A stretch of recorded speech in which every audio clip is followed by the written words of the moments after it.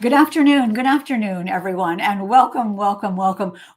We are here at Crime Time on A Mighty Blaze, and we are so pleased that you have found us here. We have been through many technical difficulties today, so we are grateful for you all who have persevered with us to find us here on Crime Time on A Mighty Blaze. I'm your host, Hank Phillippi Ryan, the USA Today bestselling author of 15 going on 16 novels of suspense. My current novel is One Wrong Word, and this is the last week. You will see that on the door behind me, because as soon as this show is over, I get to have the ceremony of putting up the cover of All This Could Be Yours, which comes out September the 9th, about a debut author on a glamorous book tour who discovers that someone is out to ruin her career and ruin the family she left back home, making a gorgeous book tour into a cross-country cat and mouse chase with an author on the run for her life. And that comes out September the 9th. But we are not here to talk about that today. You'll hear plenty about that.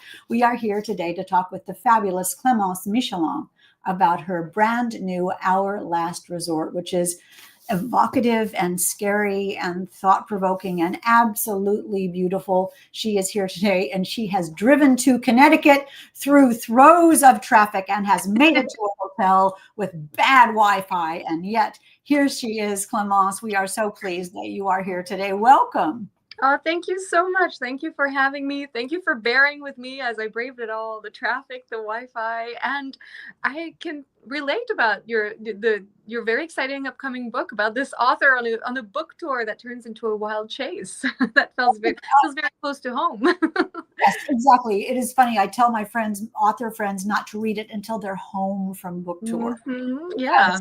It is so chilling. Hey, Susie Baldwin is here, and Shannon Hansen is here, and Katie Crutchfield is here, and Christy from Southern California, Robin Stull, and Emily says, woohoo, love the beautiful cover, Robin Stull from Coeur d'Alene, and Debbie is here too. Roxy is so excited to hear your voice. She's doing that's so cute. Well, we welcome all of you. The rest of you do not have to do Zoomies, but you do have to look for Our Last Resort by Clémence Michallon, and we are giving away, well, we're not. Clémence is giving away a copy of Our Last Resort to one lucky commenter. So leave a question or a comment throughout the show. And at the end, of course, we will spin the wheel of fun, and one lucky person will win this fantastic book. Speaking of book tours, Clémence, you are in the midst of a rather amazing one. How has it been? Oh, it has been such a whirlwind. I love it. I love traveling. I love meeting readers. I love meeting other authors, other writers, just everyone in the book world. It has been so fun. And it has also been quite the adventure for me because I'm a relatively new driver. And I've been driving all over the Northeast, and I am about as proud of myself for doing the driving as I am for everything else. That's incredibly brave. It's hard enough to drive for an experienced driver, seriously, let alone with the pressures of book tour, where you have to find a parking place and then look great as you do and be adorable as you are and be articulate and wonderful as you are. What is it that I almost said drives you? What is it that drives you to this? Every place you go, people are in love with you and in love with the book. Well, it's the kindness of people, right? And all the work that goes into it. And people like you and booksellers and readers and, all the effort and the thoughtfulness that goes into creating the books, but also the excitement around them and the conversations around them. And just that it always moves me when people care. And, I will show up for people who care. And I think the book tour and the events and the interviews and the conversations are acts of caring. It's people devoting their time, which is a very precious resource, to all of this. And so I will get in my Beetle, and I will, get on the highway. and I also enjoy it. I enjoy a challenge. I enjoy pushing my limits a little bit. And I-87 definitely does that. The interstate, You actually have a Beetle? You're driving a Beetle Yes. on tour? Mm-hmm. Yeah, I'm driving a little 2016 Beetle convertible. I love her so much. I am picturing this. You have to put this on Instagram. We need to see pictures of you and the Beetle on Instagram. Speaking of which, how do we find you on Instagram? How do our readers find you on Instagram? Yeah, so Instagram is my sort of home on the internet as a writer, so it is exactly the right place to find me. And my handle is Clémence Michallon, all one word, no accent on any of the letters. And I'll be there, and I promise to post a photo of my car very soon.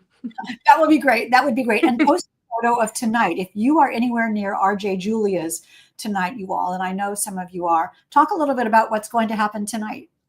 Oh, yes, I'm very excited. I just arrived in Madison, Connecticut, which is lovely, by the way.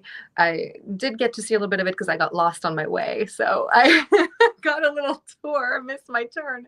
Um, but I am going to be at RJ Julia with the wonderful Jessa Maxwell, whose new novel, Dead of Summer, is out today. And it's fantastic. I really, it's one of those novels that is completely absorbing and addictive as soon as you open it and start reading.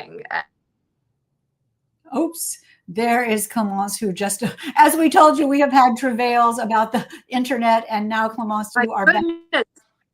You went to black a little bit, just in the midst of talking about Yes, how wonderful Dead Summer is. I, So do yes, continue. someone is trying to silence us, clearly. They don't want us to know. I'm sorry. Ironically, I think it's because a phone call came to into my phone, and it was from Utah, which is a state that plays a big part in Our Last Resort, my book. So, but Jessa's book, Dead of Summer, is fantastic, and it's atmospheric and it's suspenseful, and I can't wait for it to find its readers and for everyone to be able to read it because it's really that good. Jessa is really a joy. And her book, that the previous book, I Need You to Read This, about an advice columnist, is also absolutely fantastic. So in honor of that, and in honor of Dead of Summer, I have just made the executive decision that we will also give away one of Jessa's books on your show. So double giveaway today, you all. One of you will win Resort by Clémence Michallon, and one of you will win Dead of Summer by Jessa Maxwell, just in honor of your event tonight. Let me quickly say, if you are new to Mighty Blaze, welcome, welcome, welcome. We are so pleased that you are here. We are in our 5th year here on the Blaze, and we welcome you as a result of the combination of Jenna Blum and Caroline Levitt, who put together this Mighty Blaze 5 years ago, you all. And as I said, we are still going strong. So welcome, welcome, welcome. Let me introduce you very, very formally now to the fabulous Clémence Michallon, who is the author of The Quiet Tenant. That was her first novel, a USA Today and international bestseller, and nominee for the Hammett Prize. She is also a freelance journalist whose work has appeared in the New York Times Book Review, Time Magazine, The Independent, and more. Clémence was born and raised near Paris and has lived in New York since 2014 and became a U.S. citizen in 2022. Our Last Resort is her sophomore thriller, her second book. I have to say, I met Clémence for the first time, I think, in Montreal a couple of weeks ago, where you did an entire panel in French. Yes, that's right. Oh, wasn't that so fun? The Montreal Mystery Festival. I was just talking about it yesterday with someone else. It was such a good festival, really well organized, and everyone was so fun and thoughtful. It was such a tour de force for you to do that entire panel in French. Is that something you commonly do? And did you write this book in French and then translate it, or write it in English? So French is my native language, but interestingly, you are right to bring this up. It actually is a bit of a challenge for me to talk about my writing in French because I don't do it that often. So, it just rolls up the tongue a little less, and I don't have all the sort of talking points kind of ready to go. And so it was an interesting exercise actually doing that panel in French. When I write fiction, I write directly in English. I do sometimes have something happen where I will think of a word in French and I know it's the exact right word, and I will have to look up its translation. But generally speaking, the bulk of the work happens in English. How did you do that? It's a good question. You get to speak French, to say, my dog is blue or whatever it is in another language is one thing, but to think philosophically and creatively and imaginatively in another language is a big challenge. And you did that very quickly, it seems. Yeah, it was interesting. It started for me as a reader. I read in English a lot from the time that I was a teenager, and I quickly found that some of my favorite novels were contemporary crime novels written in English, and you always want to write what you love. And I think I was 19 years old when I decided that one day I might want to write a novel in English, which was incredibly hard because I didn't know how to write a novel, period, So, and I didn't know how to write, period. So I had to learn a few things before I was able to do it. I had to learn how to write, and I had to get better at English, and I had to understand how a novel works. I did do that in French first. Before I started publishing crime fiction in the US, I had a novel that I wrote in French, and it was not a thriller, and it came out with a small press in Paris, an independent feminist press, in September of 2020. And so it was my first experience of publication in that way. And then after that, I decided to try it again in English. And that's when I wrote the book that became The Quiet Tenant, which was my US debut and my crime debut as well. I mean, it's interesting because that book, The Quiet Tenant, was such a massive and wild success. How do you think that if it did, and then we'll talk about our last resort. I promise we will. But this is so fascinating. Oh, okay. I love to have people learn about you and get connected with you. I think it makes readers look at books differently if they feel that they really know the author. And this is so fascinating. I wonder if you're sort of learning to write a novel and learning to write in English made you be more careful and precise about your word choice and making everything be perfect and right and fit together.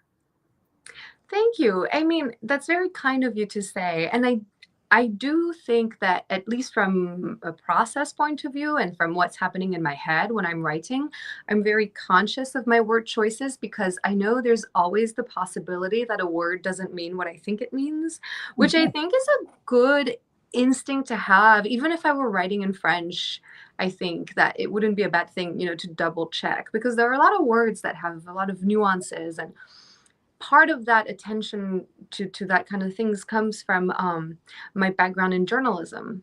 I'm a journalist by trade. I worked full time until a year ago as a journalist, and in journalism, a robbery and a burglary are two different things.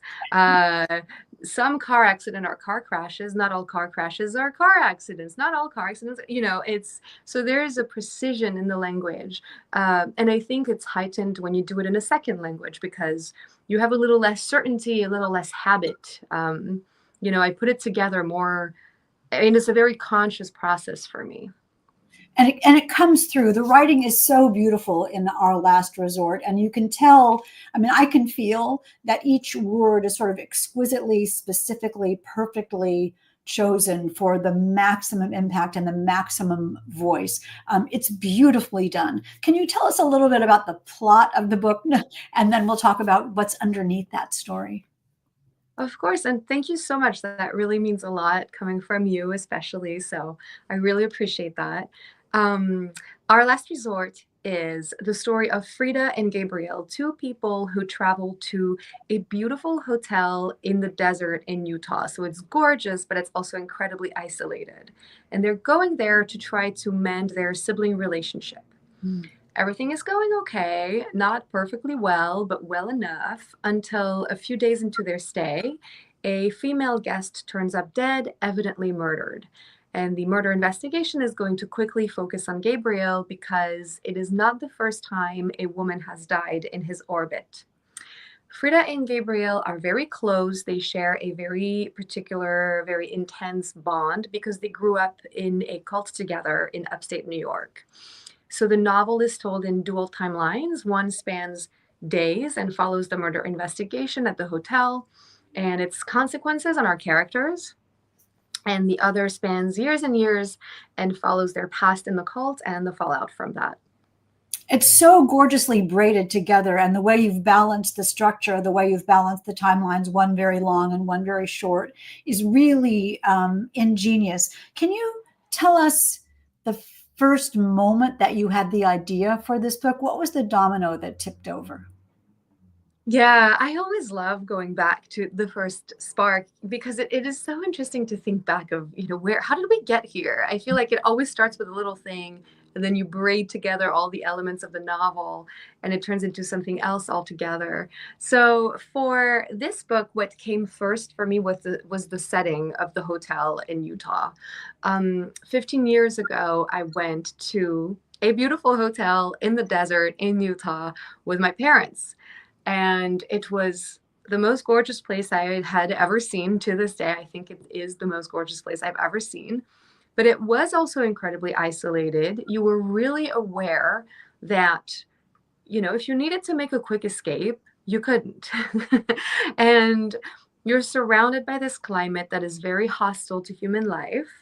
And they have your car because, of course, you valet. And it's really hot, and you're surrounded by wilderness. And if you happen to maybe have an argument with your travel companions, you are stuck with them in this hotel. And there's not much to do aside from being together. And so I thought back to that hotel, and I started thinking that it would be a really interesting place where to set a murder story. That's how I'm picturing this wonderful event with your wonderful family in this gorgeous place. And of course, your brain goes right to murder. And you need, and so that is it's a lovely idea and a lovely setting, but then you need the next domino to fall of why would there be a murder and why would it matter and who would be involved in that. How did you come up with your two main characters and what happens to them and why? Yeah, it's they are an interesting pair, and they certainly revealed themselves to me little by little, layer by layer, and they have a lot of secrets and things they're hiding from each other and from themselves as well. I knew from the get-go that I wanted to write about two people who were siblings. Now, it's not a huge spoiler, so I'm happy to reveal it. Gabriel and Frida are not actually biologically related. And I made that decision because pretty early on, it was one of those, fundamental decisions you make early on in the book. Because I thought it would heighten the emotional stakes if they had chosen each other. You don't choose your blood family, but if you have someone whom you've invited into your life and around whom you've built your existence, and then you have to wonder if they're capable of murder, which is what happens in the book, it really is a big question, and it could mean things about yourself as well that you're not necessarily ready to confront. So that's how I started with them. And then I thought about their past in the cult, what had happened there, and how it would have shaped them. So we know that Frida is a bit of a lone wolf. She is very independent, because I think that can be a consequence of trauma, that hyper self-reliance. She's a day trader, which was a way of explaining how they ended up in this very expensive hotel. But it did mean that I had to understand what day traders do, and that was the Oh, hardest part of writing the book. um, and but Gabriel is sorry. Gabriel is this huge Roman Empire nerd who has made a different sort of place in the world for himself than Frida. I mean, the idea that they're, and again, as Clémence said, you find out that they're not actual siblings, like on page 3. So we haven't given anything away here in The Last Resort. We're talking about Our Last Resort by Clémence Michallon. We'll talk more about the title in a minute. So the background of the two characters is so critically important, how they were raised and how they were taught to believe, and their connection with power and control. And the cult part of the novel comes through so powerfully. How do you know so much, or seem to know so deeply much about cults? Because it's quite chilling and quite moving and terrifying, actually. Thank you. I have been fascinated with cults since I was a child. I think I had to cults the same reaction I had to serial killers, which is I found out about both when I was pretty young. And both times I thought, well, it would have never occurred to me that this could be a thing, that this could exist, but it makes perfect sense that it would emerge out of our society, out of trying to exist together. It just seemed to make some odd kind of sense. And so for a few years in my life, I followed some cults from afar. I mean, theoretically, watched um, I watched some documentaries. I listened to some podcasts. I read some books. And when the time came to create the cult in the book, I kind of pulled from various references that I had from the real world, because I wanted the cult in the book to feel rooted in reality, to give you the impression that I know a lot about cults, but also I wanted it to feel a little distinct from what people already knew. So there's a bit of Jonestown, there is a bit of David Koresh, there is a bit of Nexium, which was a more recent example. It was a cult in upstate New York that got dismantled right before the pandemic started. Would you like to hear about my personal connection to Nexium? I would love to hear. Of course, we would all, everybody in the audience is saying yes, yes, yes. The chat is saying yes, yes, yes. Do tell. So this sentence is not going to go where you think it's going, but my husband was working for the prosecutor's office, which handled the federal prosecution of Nexium's former leader. His name is Keith Raniere. And so for weeks, my husband would spend all of his professional time in the courtroom with the main characters of the Nexium story, the cult leader and his former followers, and who was testifying and who wasn't, and who was in the room. And that case ended up taking up a whole lot of room in my household and in my head, and it became a very interesting case study for me to understand kind of the mindset of a cult leader. What is it that they want? What are they after? The answer I found is that they want to create a world where they're the center of the universe. You know, they want to be adored, they want to be loved, they want to be obeyed, they don't want to be questioned. Well, I'll interrupt you to say that there's a marvelous, chilling scene in this book where Emil, the head of the cult, decides he wants it to be spring, and the main character says it's spring when he says it's spring outside, even though it isn't. And he has made this world bow to his will and made the people in the cult believe what he wants them to believe. And it shows you, and I want to go back to your husband and the cult, but it shows you how insidious power is, and how sort of the tendrils of it can weave through a person's brain and control them. Is that something that you were seeing in the trial, that your husband was seeing in the trial? Talk a little bit about power. Yeah, power, coercion, control were all big themes in the Nexium story, in the Nexium case, and also in every other cult story that I was following. It always seemed to me like cults and cult leaders were able to rewrite reality to a degree, by various ways. Someone says that sounds familiar. They isolate people from their families because they don't want people to have that support system that might pull them back to reality. Or, it's always some made up system of beliefs, which actually struck me because a lot of documentaries about cults spend a lot of time on the cult doctrine. And it's never the most interesting part. You know what I mean? Like, it's all made up. I don't really want to understand the philosophy behind, this system of beliefs, because it doesn't matter. But I was struck by just how much ideology there usually is in a cult, and how it creates this sort of new filter through which people experience reality. I think that's so fascinating, and I've never thought about it exactly that way, because what they quote quote preach is so created, and what's really important is, why would someone believe that particular thing? How would you get someone to sort of buy in to your new reality? And do you think what do you think the reason behind the cult leaders' desire to control people is? Does it have to do with family? Does it have to do with just control? Does it have to do with an exaggerated sense of themselves? Where do you think that comes from? I definitely think that it comes from an unhealthy ego of some sort, you know? But I also think there is something strangely relatable to the figure of the cult leader, which is that they want to create a world where they are the main character. They are the most important person. People believe them without them having to work too hard at it after a while.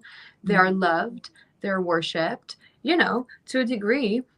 We all want that. We just don't do it. We just don't take it to that same conclusion.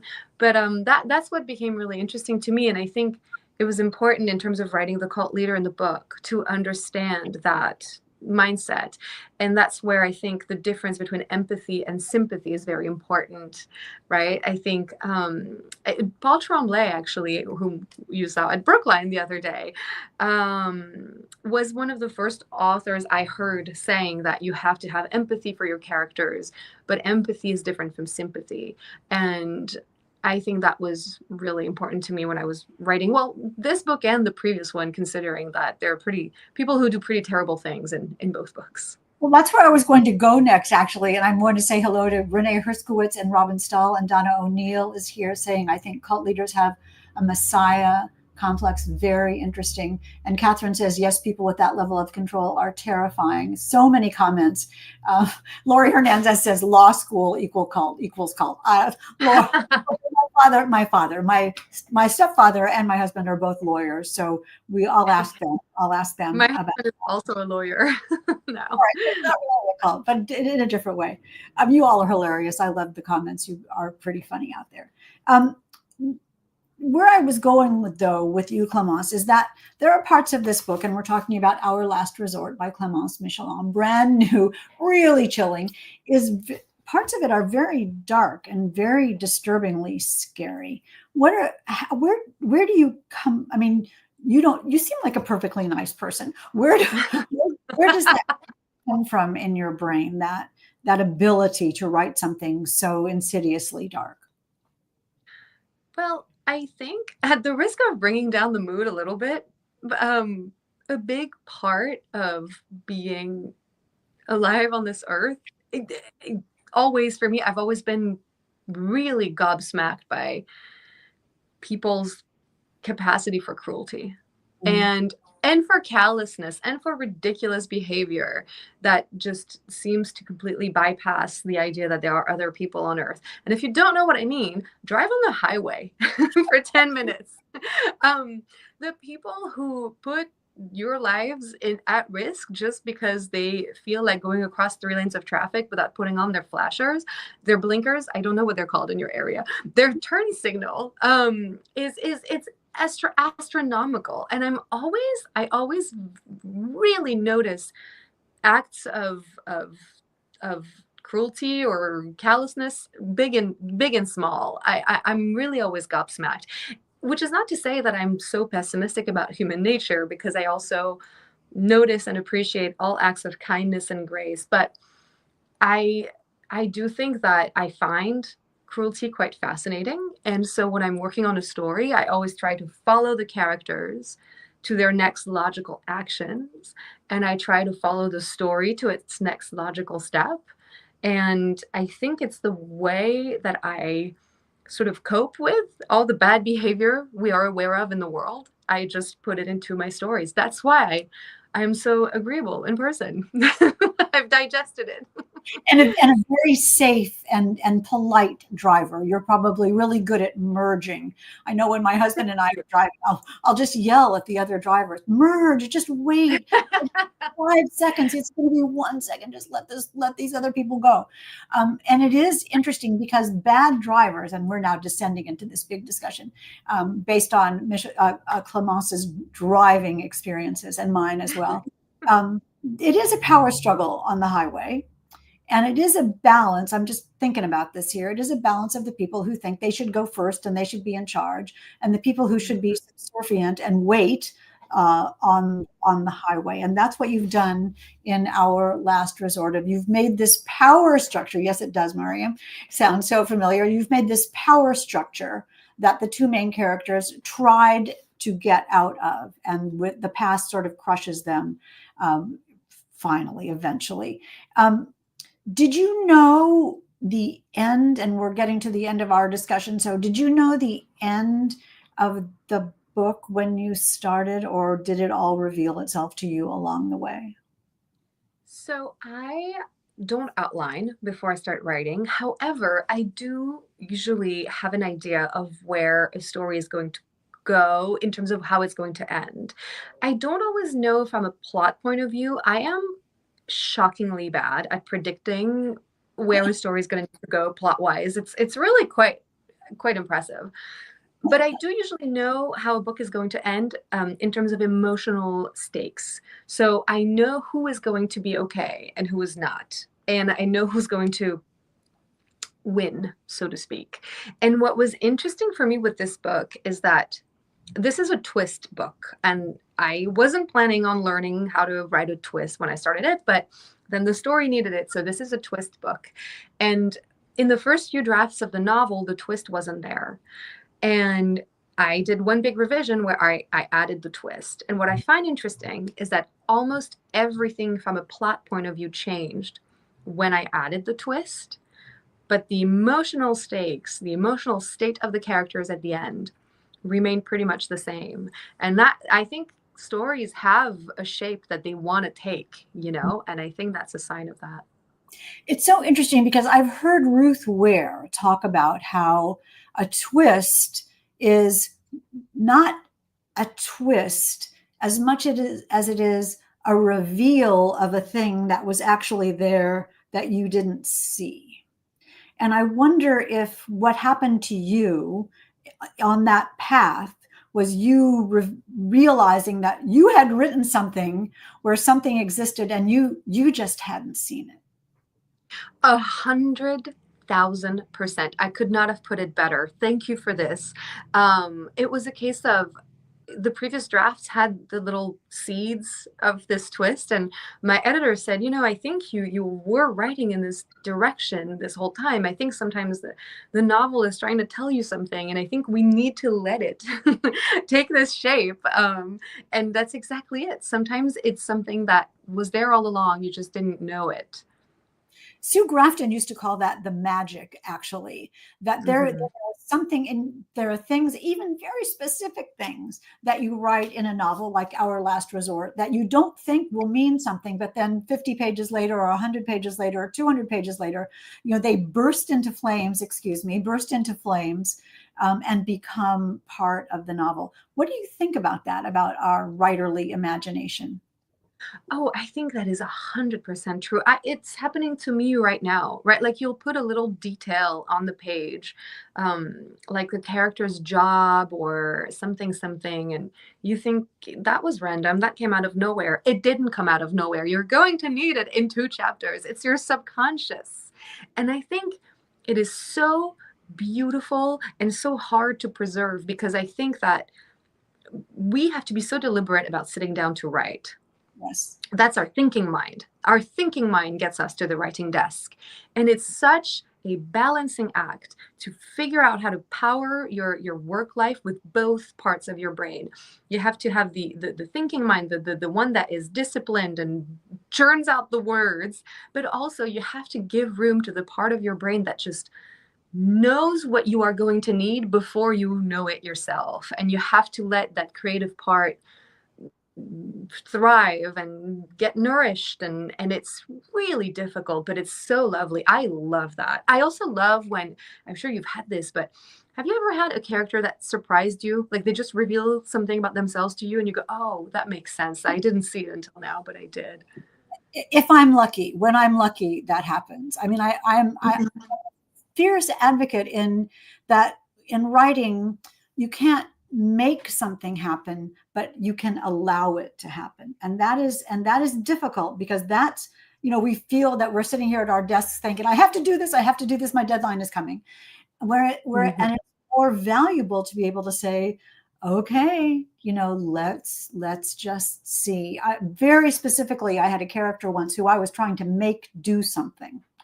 And I was typing along as fast as I possibly could. And I was just I thought, this is great. This is great. This is great. And I had her, so she was supposed to shoot someone actually. And, and I couldn't write it. I couldn't write it. And at that moment, I could see her in my mind as clearly as I see you. And she said, and she had her hands on her hips like this. And she said, I'm not going to shoot that guy. And I said, you are, you are going to shoot that guy because I have to have it for the plot. And she said, I'm a reporter. I think for a living. I don't shoot people. And she just stopped. And I thought, that's right. And I had to allow her to do something else. And it made the book so much better. And how does that happen? Sue Grafton was right. That is the magic. That is the magic. No, it totally is. It's such a beautiful example. And does that inspire you to, we're going back to the beginning now, you're on book tour, you're out talking to people, and now you're seeing the marvelous reaction to Our Last Resort. And do you feel that, part of the fun of book tour is that people will read your book and get it and talk to you about it, and that the book isn't really fully realized until it's you and the reader? Absolutely. It is so easy for me sometimes to forget before publication because it takes so long to publish a book, right? Even when it's fast, it takes months. I sometimes forget, this book isn't out yet. It hasn't done what it was going to do. Like, you just wait. It's not out yet. It doesn't exist yet to the world. But in my head and on paper, it's been existing for a long time. So there's a discrepancy. But then once people start reading and you hear them asking you questions about the characters and talking about them as though they're real people, that always feels like a complete miracle for me. And sometimes people will point things out in the book that I didn't even consciously see, which is always completely mind-blowing. I just love that because the book takes on a life of its own, and it has indeed Our Last Resort. There are so many questions for you in the comments, and I think we should take, if you have a couple minutes, just to answer some of the questions from our marvelous audience. Emily says, are you more curious than afraid of the cult? Huh. I'm more angry at cults than anything else. I think cults are awful. I know, hot take, but it's not that I'm afraid of cults so much because I hate them so much that I think there's no risk of me joining one. But I also find it hard to be just intellectually curious about them because they anger me so much, because I think they prey on people who have great qualities, people who fall victims to cults. They want something to believe in. They are very existential. They tend to ask themselves questions about the world and how they should live. And these are good qualities. And it really angers me that there are organizations out there who prey on these otherwise good qualities and who use them to manipulate people and extract from them various resources and things. So anger is my primary reaction here.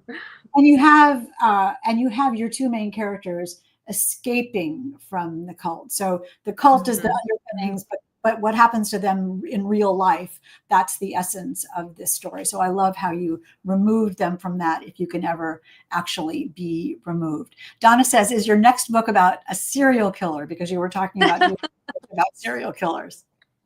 So actually, my previous book, The Quiet Tenant, is about a serial killer. It's the story of a male serial killer, but he doesn't get a voice. It's told from three main points of view, and one of them is his daughter. The other is a victim he couldn't kill and whom he's keeping captive.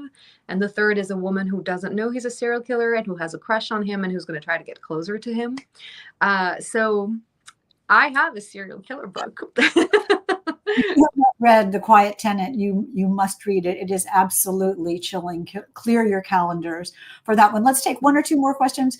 Did you come out with the title? Did you have a say in the book cover design?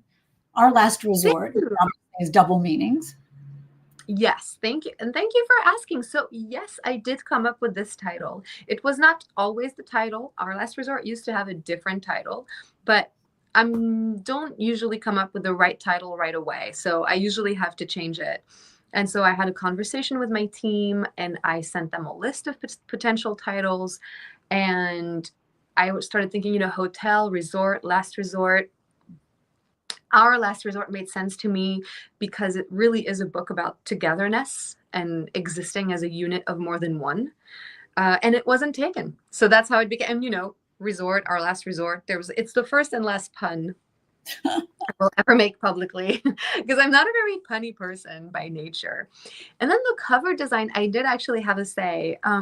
My publishing house sent me 3 possible looks, and there was one. I mean, I liked them all, but there was one I really loved, and it was this one. And then we went back and forth on a couple of details, but from the get-go, I thought, yes, it's the sunset colors, the yellow font, and the hotel on the bottom third, the pool, the reflection of the sky in the pool. It just made a lot of sense to me. I love it. I love this cover. And when you get your own copy, you will be able to see the cover close up and see everything that Clémence is talking about with the detail of this. The cover is so hot and sultry as well. And I really think that's marvelous. One last question, and then we will did any learning from science's show up for you in this novel? So Sciences Po is my college where I went to in France. I graduated from there, oh my goodness, some years ago now. It is a political science school. So I have a degree in political science. That's where I did my undergrad and my first year of master's in journalism. Do you know what? It's very interesting. I think about things I learned in Sciences Po all the time because a thing you learn, a thing you study a lot when you study political science is power and who we give it to and why we delegate power. And the answer is usually because it's easier. You delegate power so that you can go tend to your life. You delegate it to people you trust who will redistribute resources and create a just and equal society. And this is always on my mind. I think about this every day. So yeah, I did think about this when writing this book, because this book not only is about the structures of power inside the cult, but it's also about 2 people who leave a cult and enter the world and discover society with its inequalities and its aspects that don't make sense. And so it was really it's a book about people, but also I had to think a lot about the world and how we've constructed it. And when people don't delegate power, then they become autocrats and they become despots. And we see how that can happen in your book. That is what has Sciences Po. I was reading it in English. Oh my goodness. I thought, what? Oh, so now I know. No, a lot of people, I actually think we pronounce it that way on campus too, sometimes because they're very international. So there's a lot of sort of dual degree programs and everything. And that is also how they pronounce it in that context. It's interesting, isn't it, how things that we do in the past come to fruition in our minds in ways that we didn't quite plan, but everything is there for a reason. Much like the when you're writing a novel and you have something in chapter 1 that ends up being really relevant in chapter 10. This was my chapter 1, my political science degree. I didn't know, but it was going to be really useful later. I love that. What a great question. Let's spin the wheel of fun and see who wins a copy of Clémence's book. Renee says, Clémence, what is next for you? And then we'll spin again, Margaret, okay? So we can give away a copy of Jessa's book. Clémence, what's next for you? What is next for me? I am working on a new book. Ooh, Katie! Sorry, I'm getting distracted by the wheel. Well, no, we're distracted by the wheel. Katie wins, and here is who is going to win Jessa Maxwell's book, which I will send to them. And that is no, A Mighty Blaze cannot win. This is Margaret. Now, at least you know that the wheel is not fixed because it chooses ourselves, and we will do it again. This is totally random, and the winner is Catherine Hollum will win a copy of Jessa Maxwell's book. Congratulations, Catherine. And you can email me, both of you, and I will let you know how to get your novels. I don't want to interrupt you about what you were working on. So what's next? I am working on a next book. It is also going to be a thriller, a crime novel, a work of psychological suspense.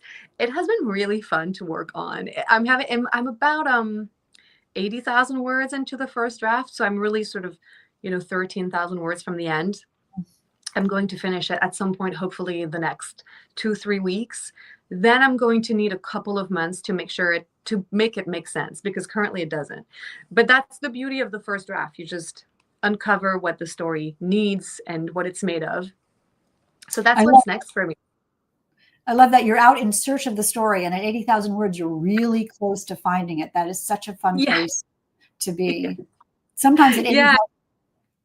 Sometimes at Hmm? 80,000 words, I think, if I could just sit here and not get up, I could finish this, which of course is ridiculous, but that's how it Oh, yeah. feels at that point. No, it feels doable. I once wrote 6,000 words in one day, It has happened only once so far. And of course, I had to rewrite them all completely.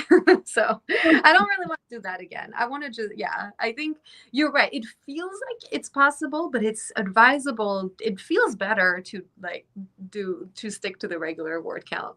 You're so wise. You're incredibly wise. Congratulations on this wonderful book, Our Last Resort. Let me keep you here for 2 seconds while I remind you that next week we'll have Ryan Pote, his first novel called Blood and Treasure. Let me read you the back very, very quickly.